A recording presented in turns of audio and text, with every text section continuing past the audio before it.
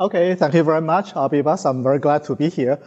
So the title is slightly updated from the one in the original. I want to emphasize a group of my colleagues and myself has started using the term personalized trials. This came from Karina Davison's qualitative study. So this is, in a sense, a trivial semantics issue. How do you call those trials? On the other hand, as a tool that we want to get a lot of people to use, brand name is very important. I do believe that Bootstrap got widely recognized, partly because Brett chose a very good brand name. Some other tools I like a regression discontinuity, didn't go very well. I do believe that the name is terrible. Who wants regression? Who wants discontinuity? So for those of us who like to see those two tools used widely, I think the qualitative study that Karina's group did found that the personalized trial is a much more engaging and also informative term. The N-of-1 doesn't really tell you what it's about, but this is a trial for the individual person. So let's move on. I'd like to give acknowledgement to several groups of friends and colleagues. And Richard Kravitz, Chris Schmidt, Deborah Astrin, Ken in the audience, Mark Dragshot, Aishao Limeng, and I were in an invited session at JSM last year discussing a variety of issues I'm discussing here. And we had a very good time together. And the idea came up that several of us will work together on a paper for publication in the near future. And I'm the one why it's still in the near future, not in the past tense. My apologies, Ken. So it has been a really great collaboration. And also the group headed by Richard Kravitz at UC Davis, a very talented internal medicine physician, and Chris Smith, Maria Morelos, and this PREEMPT research group. I will come back and talk a little more about the PREEMPT study. And also Karina Davison and Natalia Moyes and Ken Chong and I are part of this engaging stakeholders research group on studying how to engage patients and clinicians and everybody involved to get interested in using personal trials. I also want to introduce two special guests who are here with me today. All the way in the back holding the camera is my wife, Chi Ming. Chi Ming has, oh, thank you. Oh, that's very nice. So Chi Ming has been my best friend, or my boss, really. And also, Chi Ming has been, I guess, doing a lot of things I'm talking about today, keeping track and also managing her various health conditions from back pain, allergy, asthma, everywhere pain. So that's what this talk is really about. And I also want to introduce Miss Melanie Wu, sitting just behind Susan. Melanie is a special celebrity. If you know the fun movie Crazy Rich Asian, the lead actress Constance Wu, who played Rachel Chu in the movie. Yeah. Melanie is her mother, and. Yeah, we feel especially proud of Connie as a professor of economics, studying game theory. It's not so different from us. Okay, so a brief outline. So I start making some brief comments about data science, and then I talk about patient self-studies, which motivates, I think, the need to develop a personalized data science. And part of this personalized data science involves self-experimentation, where people test things on themselves. And I'll say a few words about the history and also the outlook for the future. And then I will talk about personalized trials. Most people know it as N-of-1 trials. We're trying to rebrand it. And that's a very, I guess, exemplary for a personalized data science for helping people make their own healthcare decisions. Then I will talk about the PREEMPT study. That's a study that looked at personalized trials, develop an app to try to make it easier for people to do it, and then also examine whether people are really better off taking personal trials versus usual care. And a couple of secondary topics are, so the original title for the paper, I had small data in it, and we have more or less decided to maybe de-emphasize small data and focus more on the personalized data size metaphor. So I say a few words about that. And then also, this is in part largely motivated by what has been known as personalized medicine or personalized healthcare care. My collaborator, Richard Kravitz, the physician, prefers personalized healthcare than personalized medicine for a variety of reasons. So I say a few words about how that relates to personalized data science. Oh, it's a very long name, so sometimes I would just say PDS. Some discussions. So a few comments on data science. So in the previous century, not that long ago, Jeff Wu gave a couple of very nice talks, and Susan might have heard it. So I think Jeff claims he coined the term data science. I'm not so sure whether there are other people who were, visionaries thinking the same way. But anyway, he's definitely a leader in this thinking. So his title for his talk was Statistics Equal Data Science with a question mark. And in his paper, he emphasized this trilogy for statistics, which I think should also apply to data science. The first, data collection. Second, data modeling and analysis. And then interpreting the data. I think it's very important that Jeff's vision for data science starts with data collection. And I think that is in sync with what Susan has been advocating, Ken has been working hard, and Bibash on trying to bring out more people to work on the design issues. I would like to think that we should go a little beyond design. I think Jeff is right. This is not just design, but really data collection. So how do we get good data collected? Partly is determined by the design, but also partly determined by implementation. Almost every study I work on didn't proceed as designed. The original design might be a very nice design, but something comes up and you have to modify it. So the implementation is also very important to make sure we get good data. So pretty soon we're in the 21st century.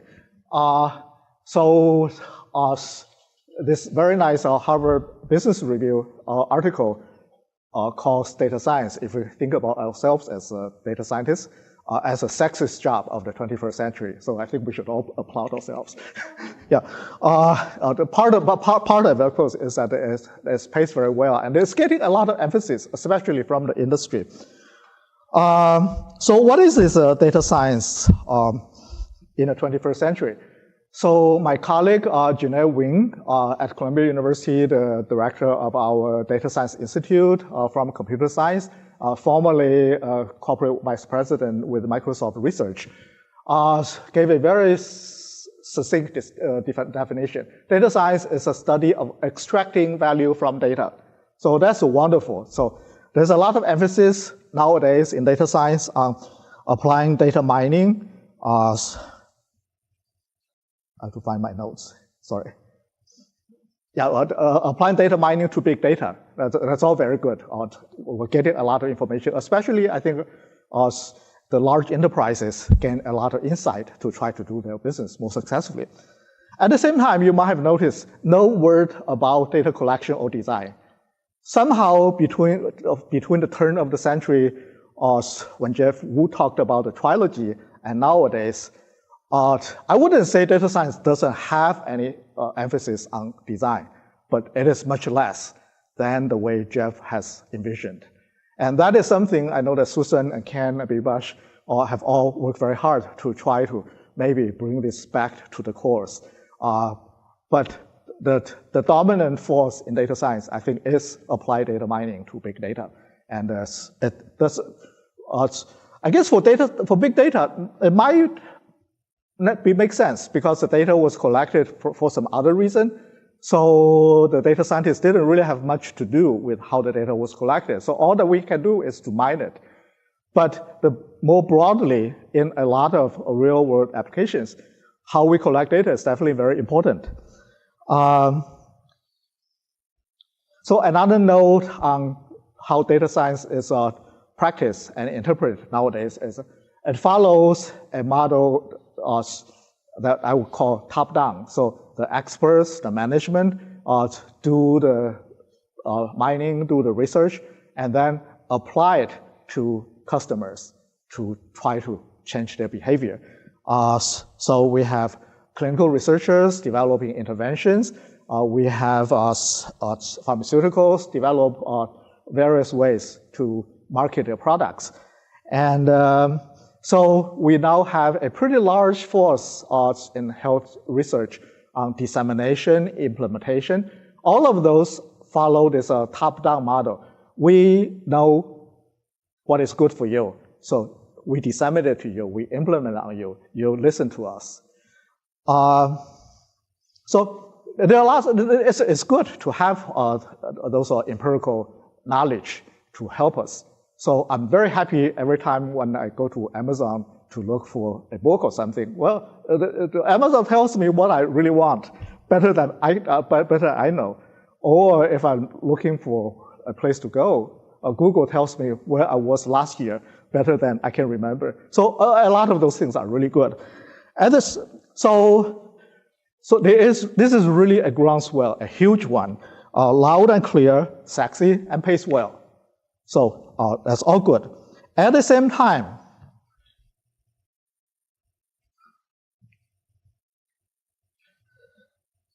in recent years, it seems that there might be another groundswell in the development. Might not be as loud yet, but who knows? So from the bottom up, a different path. So there are many patients, or some of my colleagues prefer to call those patients, like Qiming, citizen scientists, to give them maybe a higher title to be parallel to the research scientists. So the citizen scientists want to take a more active role in managing their health, or to be part of the knowledge enterprise. They don't just want to listen to hear what the doctor says. So what really made this possible in recent years is a revolution in information technology, communication technology, in large part of mobile technology, in the health we're talking about this week. So it empowers the citizen scientists, at least in two ways. The first one is they can access clinical knowledge much easier than it used to be. You don't have to go to Columbia Medical Library, have an ID to check out medical journals. You can go online, and there's a lot of medical information, health information you can find. Some are good, some are not so good. You have to learn how to figure out. But the access is available. So the monopoly that used to be controlled by a small clique of experts doing this top-down thing is being broken. At the same time, some citizen scientists go a step further and don't just go to look at the existing literature, but they want to do self-studies to try to use their own data to inform their own decisions. I'll come back with some examples in a few minutes. So I guess with the breakdown in this monopoly, there are lots of possibilities. And so this new paradigm that seems to be emerging, I say it's like a grassroots model. You can think of it as a home gardening. So instead of going to the market to buy the tomatoes produced by the corporate farms, usually it doesn't taste very good. And you can grow your beef steak in the backyard, and it might taste better, or at least you feel better. There might be a placebo effect, but that is fine. So there is this home gardening enterprise that seems to be emerging. For example, one of the very fascinating entities that started 10 years ago. So it's entirely a 21st century thing. This online organization called quantifiedself.com, very, very interesting. So those are people, we can call them citizen scientists, who share an interest in gaining knowledge about themselves. They do self-tracking, they do self-experimentation, and then they try to take an active role in managing their health and healthcare. So they used to give the total number of members on their website. They somehow stopped doing it about a year ago. What I can figure out from their website is they currently have 124 groups around the world. And there are many in the Netherlands. Is any of us from Netherlands? Like in Groningen, there's a university with a Quantified Self Institute that works closely with quantifiedself.com. Very interesting. They hosted the annual international conference for Quantified Self last year. I think in Groningen and so the largest one is in the San Francisco Bay Area where this movement started. They have over 4,000 members, and they very actively get together and have those, they call it meet and tell meetings, and I've seen some pictures. It's a huge auditorium, much larger than this one. Probably a couple hundred people there talking about what they're doing with their own health. And in Singapore, there is a group, the website shows there are 457 members organized by this person, Yao Teng Wai. They don't give the last name for privacy protection. Or is Yao Teng Wai by any chance? Yeah. Well, if you, yeah. No, I won't be surprised if some of those good folks are from NUS. So there are some really talented people in those groups. So here's a description of what they do. Mainly they do two things. They do self-tracking just to monitor what's going on. Usually the purpose is to try to find triggers for their health problems. So they can try to manage those triggers, so to try to improve their quality of life. And also a lot of them do self-experiments on various things. So here's, they do an annual international conference. So the last one was in Portland, Oregon last September. So I just pulled out two interesting titles. So the first one, A Decade of Tracking Headache. This gentleman apparently has a pretty bad headache problem. So he started trying to deal with his headache, I think even before the emergence of the mHealth age. So he started with paper and pen. And then he moved on to develop his own app. And so that helps him keep track of what is going on with his headache. I'm guessing it's probably like what I said, self-tracking. So you try to keep track what you were doing, and then the headache came up. You try to find out exactly what might be the reason for the headache. The next time you might be able to try to mitigate, to avoid doing something or do something to try to reduce the chance for you to have a bad headache.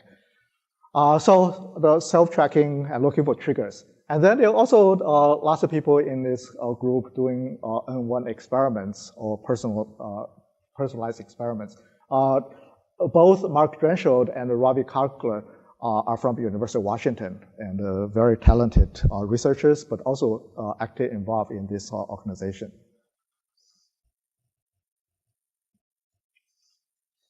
Okay, let me pause for a moment. So there are lots of people doing those self-studies. So why bother? One question that could be posed is, if the clinical studies already tell us everything we need to know about our health condition, so why do you have to grow your own tomato?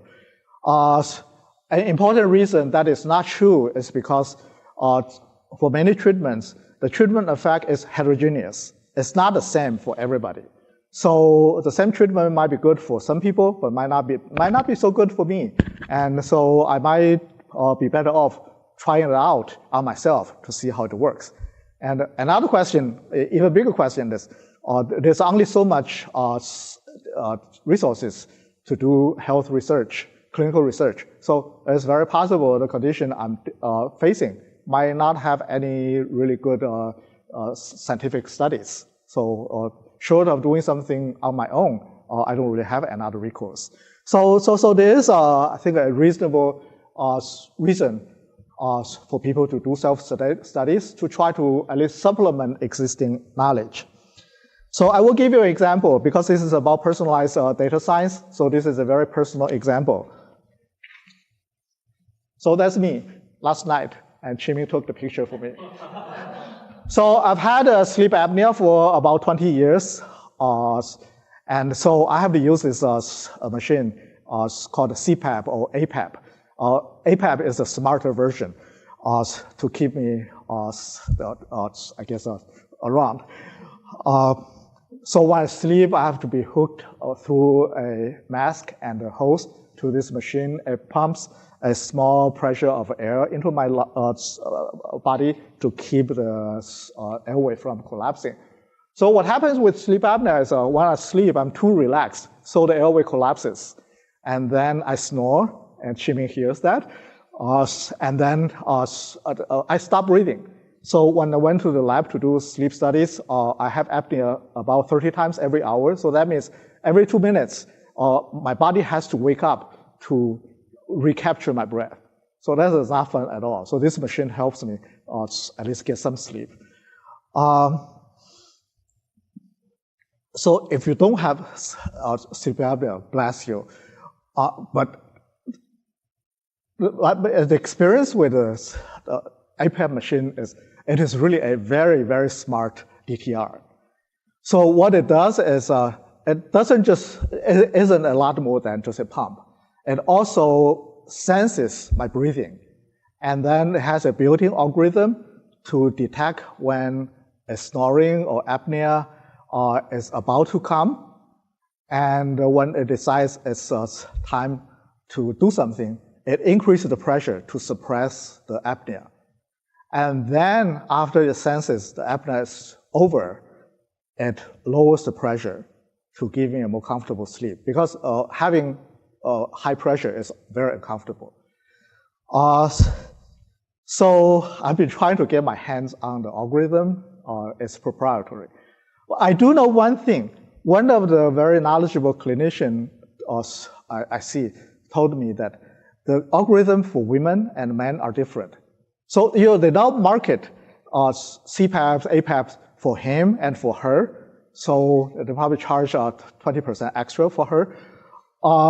And the reason the clinician told me is that because I think the algorithm for women responds faster than for men for whatever reason. So they must have done some studies to conclude that there are differences between men and women. I would guess there are probably other differences that if we are allowed to explore, to fine-tune the algorithm, I might get a better sleep, but that is not possible. So on the machine, I'm allowed to do certain things as a patient. There are other things like adjusting the pressure setting I'm not supposed to do. You have to have the code to enter the clinician's manual to do that. But probably every patient who wants to can find it either from the clinician. Many clinicians are very understanding. They just tell you how to get into the clinician manual, or just Google clinician manual code for such and such machine. You will find it. So I think there is a kind of a critical control over not giving patients access to their own devices. So to try to stop them from trying to experiment on themselves. I have experimented with pressure setting to see what's the lowest I can tolerate. And the rationale for not letting patients do that is because if you set the pressure too high, it might damage your lung. But I think I know enough not to do that. Let me see, what else is important about those devices?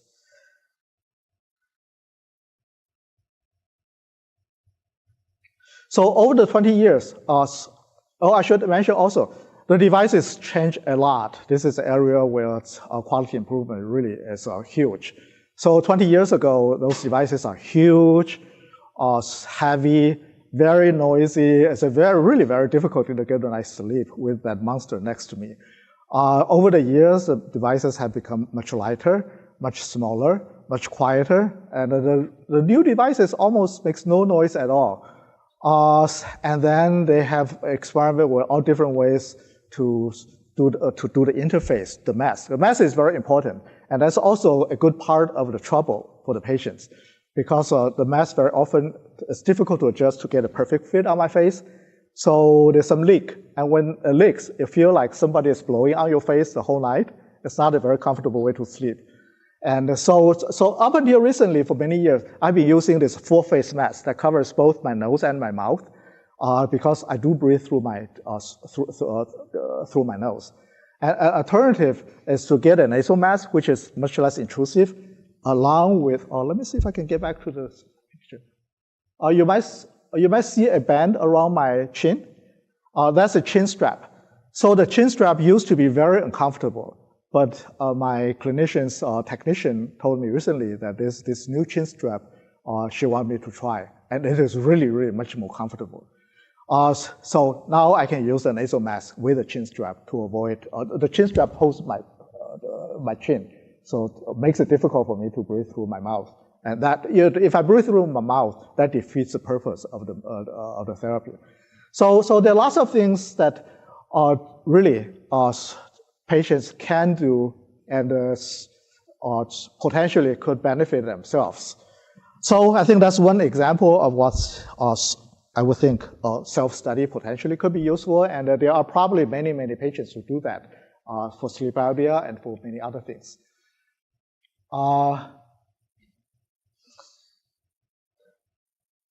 So I think the important question here is, what if we are convinced that there is some value to do self-studies? How large is that population of citizen scientists who are interested in doing self-studies? And is it 1%, 5%, or 50%? I think Karina believes it's probably the majority of the people, more than 50%. I would guess it's probably at least 10% or 25%.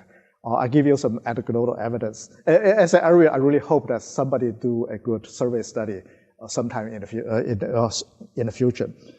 So I do know that Quantified Self has active members on the order of tens of thousands, and there are probably lots of patients who are affiliated with them, know about them, but don't actively participate in their groups. Just a minute.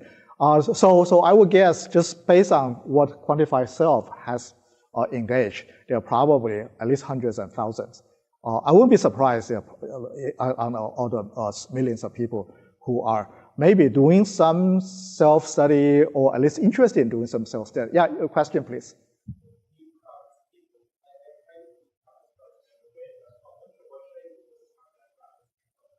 With what? Oh, the Kravitz paper. I'll give you a link to the studies website actually, this might not be in the website. You try Kravitz and put in my name. The two of us together probably narrows down to about a dozen papers. And then let me know if you want to find it. Yeah.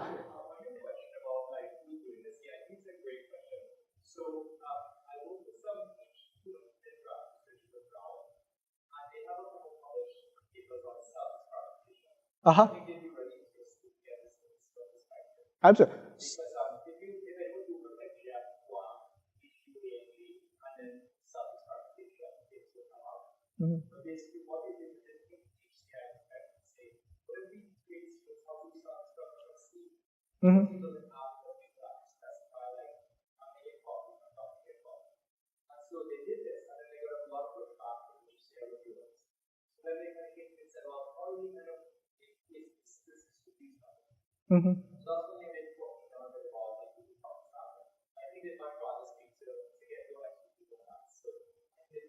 Oh, absolutely. Oh, where are they located at? At Brown University? Okay, well,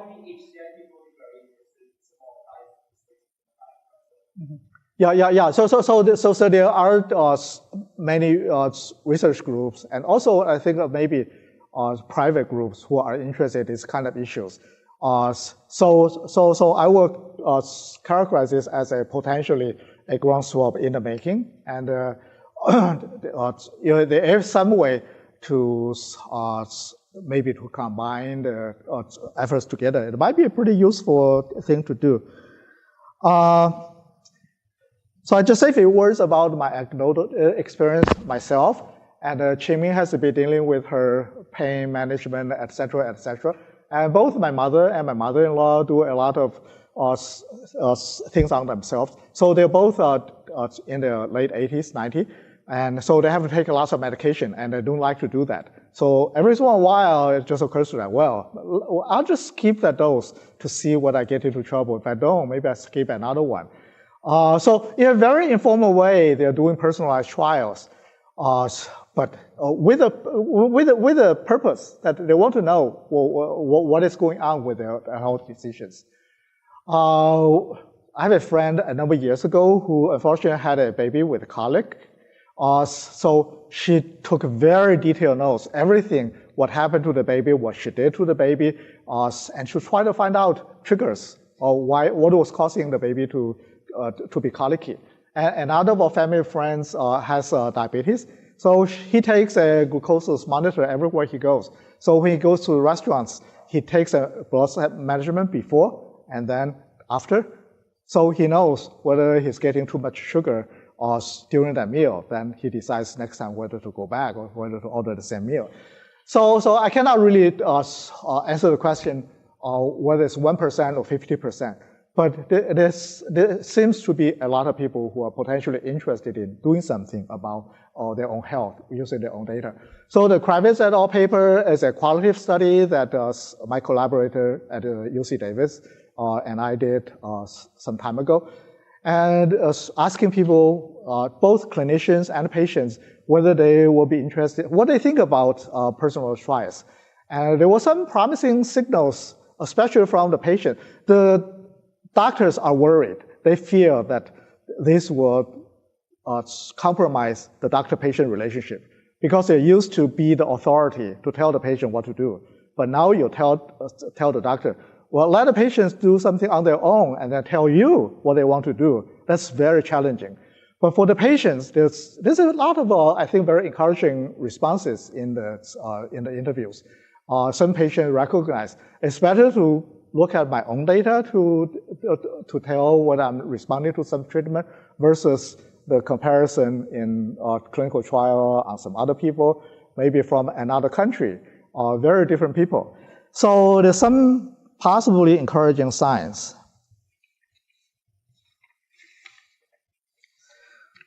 So assuming that there is indeed a groundswell in the making, I do think that a lot of the citizen scientists need data science support in order to accomplish what they want to do. So some citizen scientists might have the thought, but don't have the means to carry out their self-study. So it's a good data science support. It might enable them to do what they want to do. Or some citizen scientists like my mother and my mother-in-law might be already trying something, but in a way that might not be very informative. And we might be able to help them to do their self-studies more rigorously, more informatively. Here, I think there's a question, Susan had a nice discussion about pull versus push. So here, I think this is a pull model. So there might be, let me just say, there might be 20% of the population who are interested in doing some self-studies. So those are ready, willing citizen scientists. So what they need is, we don't have to push them to do it. We just need to help them, to pull them, to give them the means, maybe help them access apps that can help them do what they want to do. And that's much easier than push. So from the marketing perspective, I think there are at least two segments that are important to think about handling differently. One is the pullable patients. So what we should do is to try to help them, to pull them to accomplish the goals. And then there is maybe 70% of the population who have to be pushed, cannot be pulled.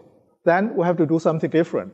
But I don't think it's right to say that those 25% should not be pulled just because the other 75% cannot be pulled. Sometimes some of my colleagues in public health interpret this generalizability or external validity very extremely. So anything has to be applicable to everybody in order to be a good public health program. I would think that the market people knows much better that we have to segment the population and then try to deal with each segment differently. And here I do think that the poolable segment can be helped in a relatively easy way, and then those who have to be pushed have to be worked with in a different way. So hopefully we will at least help them do the self-study they want to do, and maybe to help improve their health outcomes and quality of life. And also, very importantly, help them avoid doing something harmful to themselves, which is very possible with an informed citizen scientist. So, yeah, go ahead.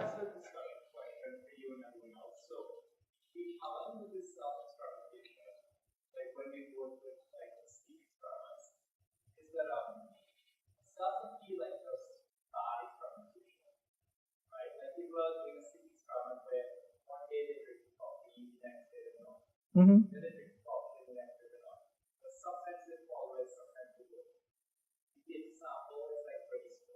Mm-hmm. So I guess one thing we discussed is, do we make this as rigorous as like real clinical trials? Or is that not the point? Just give people the method and quality. Well, maybe put it another way, clinical trials are not that rigorous. Yeah, I think no clinical trial successfully gets all the participants to follow the protocol 100%.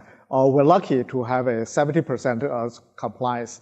So as a reality that if we get patients to do the coffee days the way they intended and the non-coffee days the way intended with some mix up, we probably still learn something useful.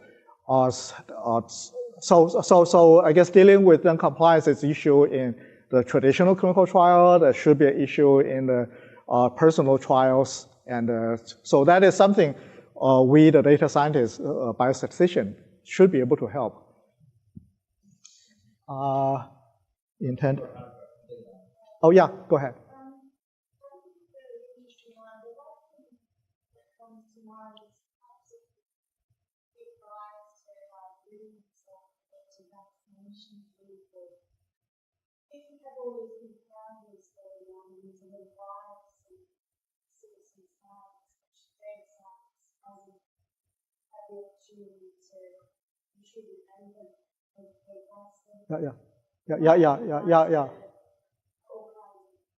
Yeah. So some people will object to vaccination for good or bad reasons, but well, I guess some wise people say the best way to deal with the bad speech is a good speech. So we help the citizen scientists to do good citizen studies, and they might be able to get a better informed decision than or rely on rumors or something that's half-baked.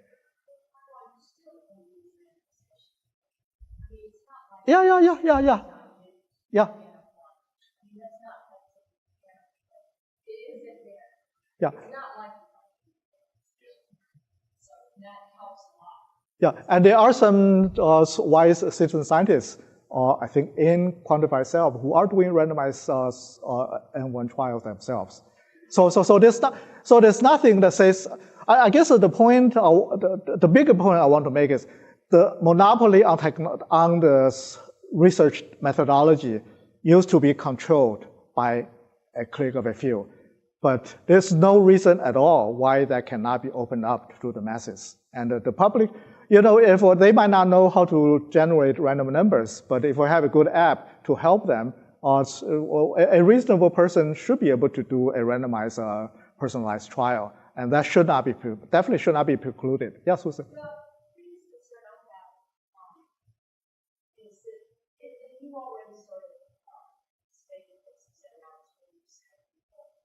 Maybe. You really need a highly educated, relatively, I mean, even when people support, you give people support. I think being educated is critical here. Yeah. Because, I mean, I don't know how much context, like when I did the behavioral studies around the world, most of the behavioral interventions are trying to get people to do daily charting, looking to see how that influences their mood or their stress or other kinds of cognitive disorders. And they can't do it. They just can't do it. So I think the critical thing here is the reliance on an educated subset of people. I mean, they have to be educated enough to have the capacity and the time. You know, they're not so busy trying to get the MD on the table. So busy trying to have enough money so they can pay their rent. So busy, there's got to be bandwidth. Yeah. So this is not for everybody. I would feel very fortunate if 20% of the people are interested in doing it. But education is the key. And I think one of the potential, just a minute, Mallory. One of the potential implications of this is if some citizen scientists get help from data scientists to do their own trials and found it to be useful to them, that by itself is a very, very powerful educational experience. That's one of my conclusion slides. To add another point, it's different to try to get people to do things in research studies for which they have no benefit themselves. You do a study and we take the data to Columbia or to Harvard to analyze it, and you never hear from me again. It's not we might pay you $20, but it's not a compelling reason.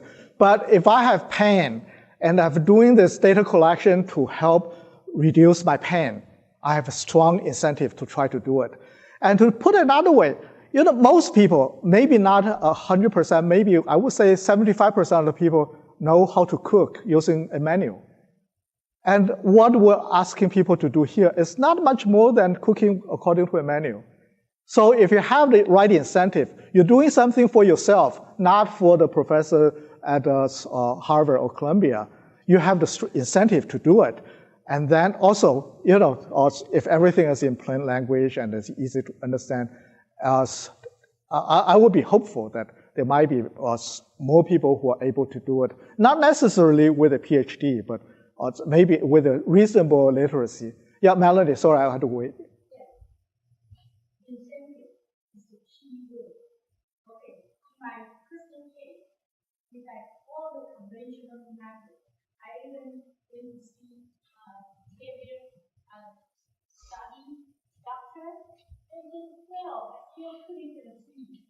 My problem is zombie.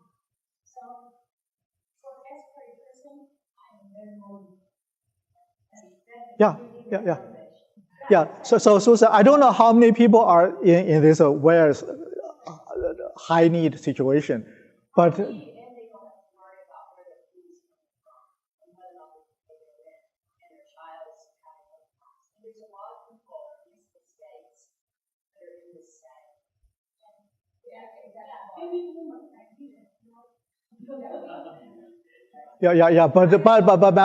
Susan, if you have trouble falling asleep, that might be just as important as having food on the table. Yeah, Samara. So I think one of the major concerns is what we can see, patient participation in clinical trial. So in standard clinical trial, we try to essentially randomize patients so that we can bring the column to the table as quickly as possible. We generally do not talk about what patients are feeling, what patients are thinking in clinical trial. But I think one of the major concerns people as parents is what patients are feeling, particularly in your clinical trial. It's not patients' clinical trial, it's your clinical trial. You are trying to use drug or behavioral things. Patients may not be motivated, and treatment adherence is a big issue. So basically, what they are suggesting that you want to develop intuitive function, which is not just indication of disease, it is also patients' perceived benefit in participating in the trial. That is what they get this instead of the trial. Yeah. So this is very different from the traditional clinical trial. You're not participating in a trial for somebody else. You're participating in a trial for yourself. And it's really, if you have a question, you're desperate to get answer, and somebody helps you, You will have a very strong incentive to participate. Yeah, go ahead, Laura.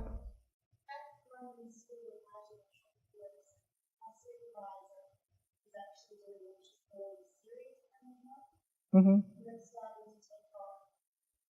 And many people have called it N-of-1 as well, so there is that learning although that it's individual patients randomized placebo or stating and Over time. yeah. Yeah. And at the end they actually get rapid summaries. That's what we did. Yeah. We did that in the preamp study. Watch this one made that they have a lot of people who put it into the trial. All the data collections is pretty better, which helps make more forward. In the preamp study, we're using the smartphone to do both the data collection and also to tell people when they should take what treatment. So the mobile health is really a very big part of what can be done. So without it, the new technologies, you have to have the infrastructure in order to do a good trial. But now with this technology, just about everybody who has a reasonable smartphone can access a good app to do a good study on themselves. So this is really a breakthrough. Let me see. I think we're finished with this page. Let me go to the next page. Then we'll figure out what we can do with the rest of the time. So I mentioned previously, those citizen scientists really need data science support in order to accomplish what they want to do. And I will argue that this is really a special type of data science that is different from what the predominant way data science is practiced today. This data mining on big data, but rather this is data science for individuals. So one important aspect is this is not like a big data that was collected by somebody else and we just go to mine. But here, we really need to help the citizen scientists to design their study, to design their protocol, how to collect the data. And we have some experience developing that app for the preamp study. Another aspect I think is very important is we should think about personalizing data science in order to accomplish this. So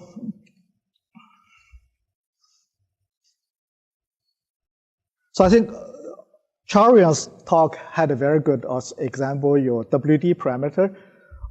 So her study involved this balance between reducing clinical outcome, reducing pain, versus taking too much medication and at the risk of having bad side effects. So the patients might have different preferences. Some patients might be willing to take more medication in order to have less pain. Some people might be willing to tolerate more pain and take less medication to avoid the side effects. So this is a parameter that really can be and should be personalized. So this is very different from the usual clinical trial protocol. The usual trial, we have a clearly specified protocol and everything is spelled out and you don't want to deviate from that, except that it always happens, but we don't want to deviate from that. But here, we do want to personalize the trial so that each patient gets to design her own trial the way that works best for her. Okay, it's 5 to 10. How much time should I take to wrap up? 10 minutes, okay. So I have a couple slides on self-recommendation. I just go over them very quickly. So there is a long history, in some way glorious history of self-experimentation, of investigators who try clinical interventions on themselves. That started with the Emperor Shennong in ancient China 5,000 years ago. He tested hundreds of herbs on himself to try to evaluate their therapeutic efficacy. And that he became, I guess he's reputed as the godfather of the Chinese medicine. And this is an interesting part of his legend, that his body is supposed to be transparent. So when he takes some new herb, he can see what happens inside his body, so he knows. And in some way, I think 5,000 years later, in many ways, that is what mobile health does for us. Like the CPAP machine, it really makes my body transparent. So the CPAP machine knows what's going on with my breathing and how to manage my breathing. So there are many things that could be done with current technology that was not really possible, maybe just a couple decades ago. And then in modern times, there are at least hundreds of documented investigator self-experimentations. And there are some tragedies. Some investigators tried something very risky and died. And there are at least seven investigators who did self-experimentation and earned Nobel Prize. So that's could be a very good thing to do. And one of the most prominent examples is Barry Marshall. He found out about the H. pylori bacteria as suspected as a cause for ulcer. It used to be that everybody thought it was a stress that causes ulcer. And in order to prove his hypothesis, he did the experiment on himself. He took the bacteria and got ulcer. It was a pretty good proof that was caused. And for that, he got the Nobel Prize. So in the hands of investigators, self-experimentation has had some good results, but also there's some risk that has to be managed carefully. So nowadays, a lot of citizen scientists want to do self-experiment on themselves. So they should know about the risk involved, and they really need help from clinicians and data scientists to do a good study. But there's a potential if the self-experiments for the investigators have accomplished a lot in the past. The self-experiment for citizen scientists potentially could also accomplish a lot. So I'll skip those slides and let's jump to. Okay, so one of the prominent modalities for self-experimentation is the personal trials or N-of-1 trials. So it's nothing new. It has been around in psychology for many years and in medicine, probably starting in the late 70s. The McMaster group in Canada started a N-of-1 service, and they did a lot of very good studies. So it's a crossover trials with multiple crossovers. So the unit of experimentation is time units, say weeks. So we might do a 12-week study on this patient. So we do A, B, A, B, for 12 weeks. Every week we switch to a new treatment. And the assignment can be either randomized or for a short duration study, it might be better to do a counterbalance to try to get a balance. The randomization might lead to some poor balance or some kind of constrained randomization. So we need to have good outcome assessment. At the end of the day, roughly we collect all the 8 weeks, outcomes from 8 weeks, outcome from the B weeks to see which one seems to work better for this patient. And then the patient and the clinician can discuss and make their decision. So this is not for everybody. So you have to have a chronic condition that is pretty stable. So you know what you learned today can be generalized to yourself tomorrow, but we're not generalizing you from another patient. The treatment should be short-acting, so it should have a very quick ramp-up. So when you start B, the B kicks in very quickly, and also a very fast washout. So when you leave A, the effect of A washes out very quickly. And there should be heterogeneity for the treatment effect. So in other words, different people have different responses to the same treatments. If everybody responds the same way, there's really no need to do a personalized trial. Measurable outcome.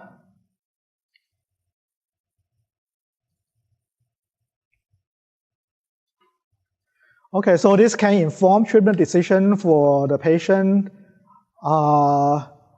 It's in many ways consistent with routine clinical practice. It's not unusual in clinical practice to try out one treatment after another. In psychiatry especially, when psychiatry put a patient on a new medication, they call it a trial with a very clear thinking that they are trying it out to see whether it works or not. So this is not something so different from routine practice that is going to make it very difficult to push. This is something that I guess most clinicians and patients are already doing in clinical practice. We just have to do it in a more systematic way, more rigorous way. There are a variety of challenges, even though this might be a very attractive protocol. So one of the important challenges is infrastructure. So if you don't have the infrastructure, somebody like my mother-in-law would not be able to do a good N-of-1 trial, even though she wants to. So because of the reason, and because of the advances in technology that made it possible, my collaborator Richard Kravitz and his research group with some input from me, we got this grant funded pre-amp study. Looks at, we use mHealth, mainly the smartphone technology, to enable patients to do their own personalized trials to deal with this infrastructure issue. So the study has two phases. The first phase is we develop the app to do the trial and also to do the statistical analysis in the background. So for a population program, we cannot afford to have a biostatistician or data scientist to analyze every patient's data. It has to be automated in a reasonable way. And the second phase of the study is we enroll the patients and randomize them into two arms. One arm just stays with standard care. The other arm gets offered the personalized trial. And then at the end of the day, they use the results of the trial to inform the decision for the future. So the question is whether they're better off than the patient who stayed with the standard care.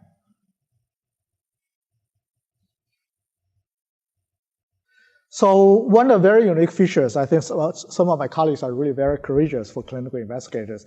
We personalize a lot of the features in the design. So one of the most critical features, we're not testing one treatment versus another. We're testing I guess whatever the patient and the clinician want to test. I should have backed up a little. So this is about pain management. And one of the purpose, similar to Kaion's study, is to try to avoid unnecessary use of opiates, because that's very often the last resort. And there is a tendency for opiate to be overused for patients with pain. So some patients and clinicians might be wondering whether I'm currently taking opiate, can I downgrade to some kind of NSAID or that is has less side effect, or I'm taking NSAID, but I'm not doing so well. Should I upgrade to opiate?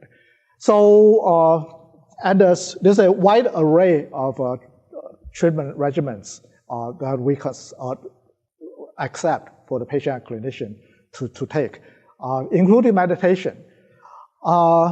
And then the length of the episode, the unit of randomization, can be either 1 week or 2 weeks.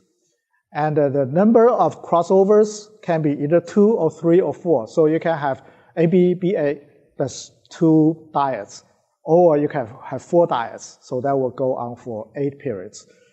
There are other things that potentially could be personalized.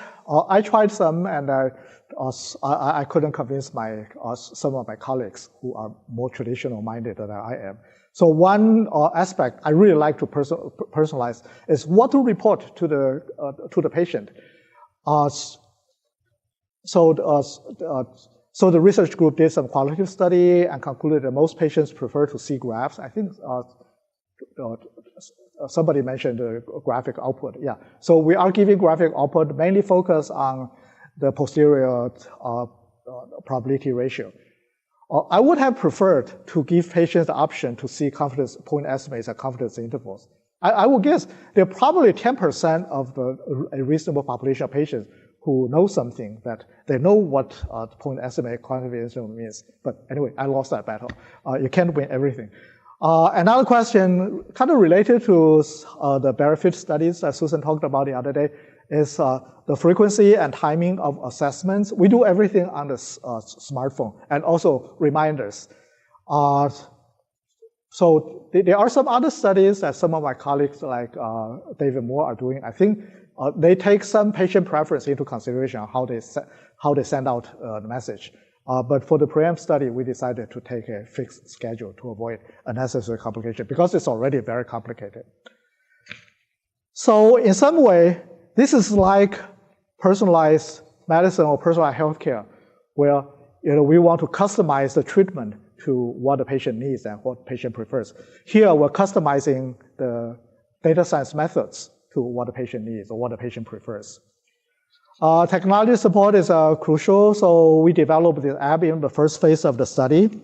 It seems to have worked well.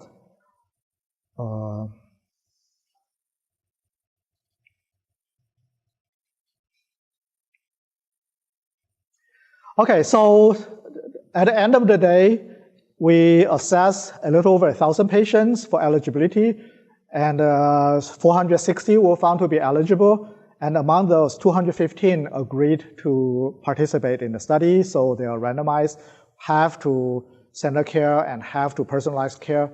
I consider that to be a huge accomplishment. So we got 60% of the eligible patients who agree to participate. And they don't even know whether they are getting N-of-1 trial. So I would interpret those patients are interested in doing personalized trials, and they're willing to take a chance that they might not get it, and they still want to be in the study.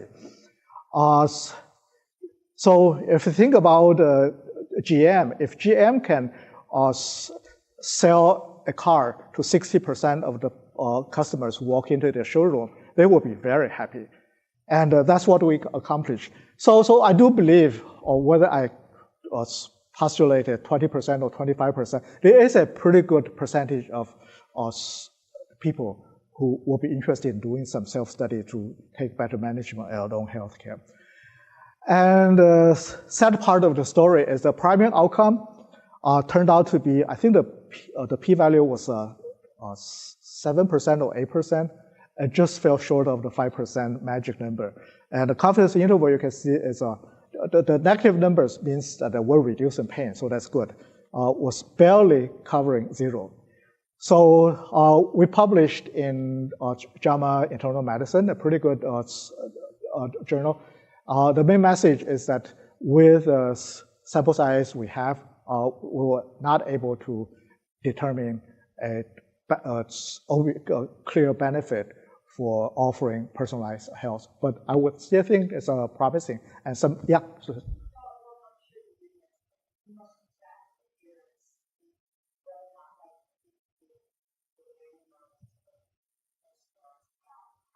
Yeah. A very large fraction of them went through, at least with some of the trial. They might not have completed the trial, but at least they did part of the trial. But the clinical population, the first focus is on intent to treat. Yeah. Yeah. So I know that my collaborators would be much, much happier if we had just a little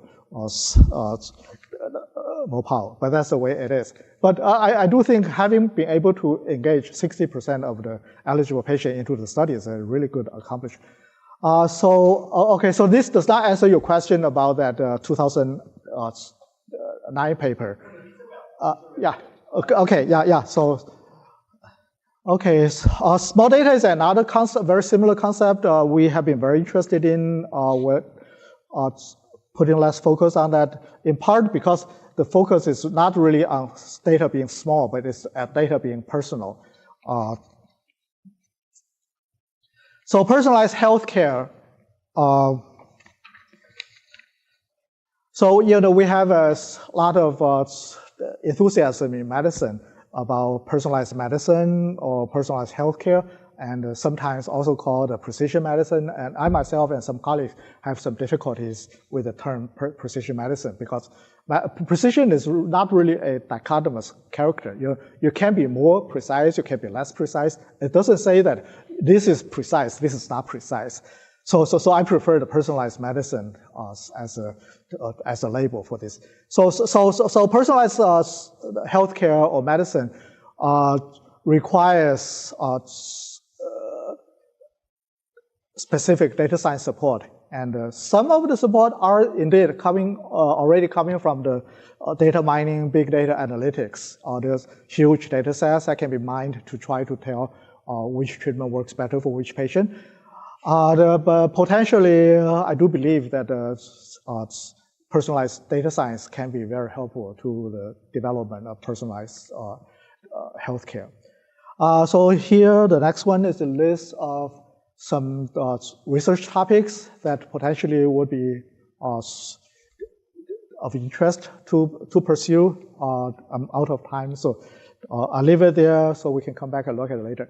So my last slide. So there are some broader implications of PDS, I think beyond the question to help the citizen scientists to do their own studies. One obvious implication is that the data, if a lot of citizen scientists are doing personalized studies, if they are willing to contribute the data to be pooled, it could be meta-analyzed to produce generalizable knowledge beyond the individual knowledge. And this is also, as Samara mentioned previously, a way to engage more patients into clinical investigation. Not the traditional clinical trials, but they participate in clinical investigation and contribute to the bigger pool of clinical knowledge.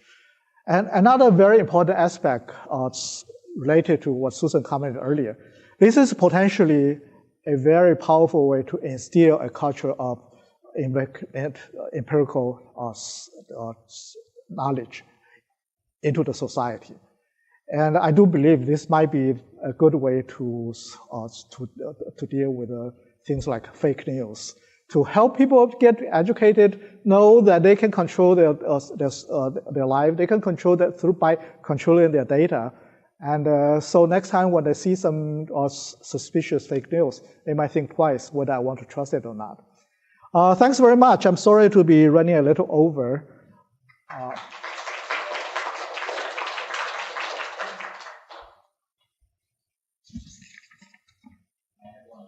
Yeah, please. There's a lot of criticism about the use of p-values Yeah. some of the medical and now pushing for this thing called Bayes factor That's to quantify evidence. So, in your JAMA paper, did you look at any of the Bayes factor? No. My collaborators took a more traditional approach that JAMA is looking for p-value. We give them the p-value. The p-value is not as good as we like, and so we just present it the way it is. My collaborator, Rich Kravitz, was the co-editor for JGIM, the Journal of General Internal Medicine, the flagship journal for Internal Medicine Society.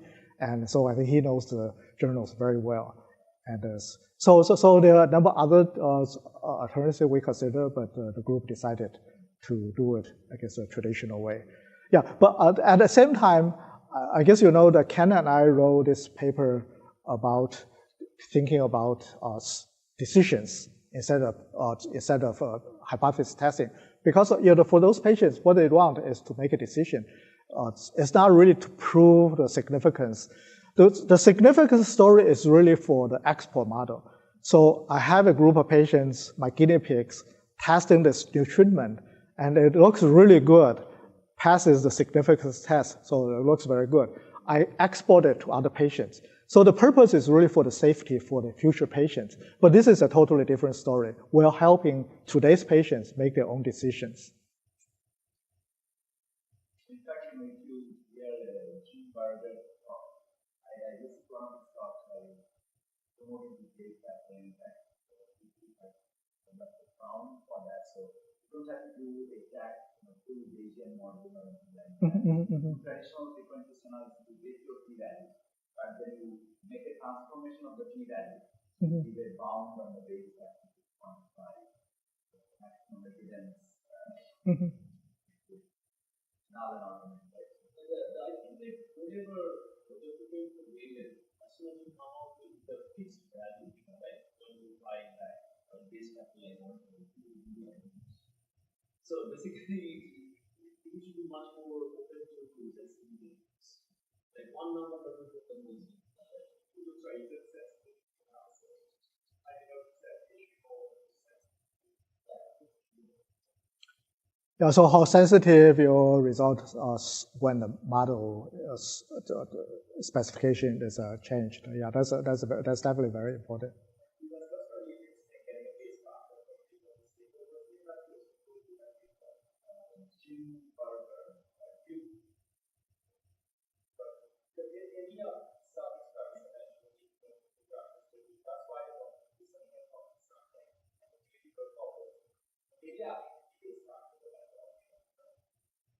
We can tell a bit more about that. and just to throw back out the group, so I guess like doing already was the compensation was wrong. But I'm curious there by substance. If you actually you guys put more, how much more open you do about the data science and stuff. Have you already understand what is this kind of thing? A lot of people just say this is just science, it's not really good things must be wrong. So I'm curious, just put out the discussion So I skipped over a slide related to that question.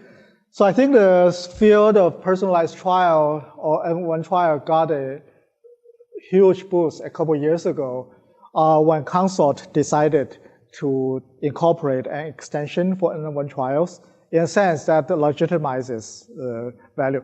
There used to be a criticism of N-of-1 trials. You can never get around the carryover effect and lots of other criticism. I think this puts a stamp of approval, I guess, on the field. On the other hand, the paper, the preamp paper I talked about is not really structured as a personalized trial study. It's comparing two regimens. So it is a pretty, the study design is a very traditional parallel group design. There are two arms. It's just that this arm is doing something unusual. But the trial design is a very simple two-group design. We take a break now and come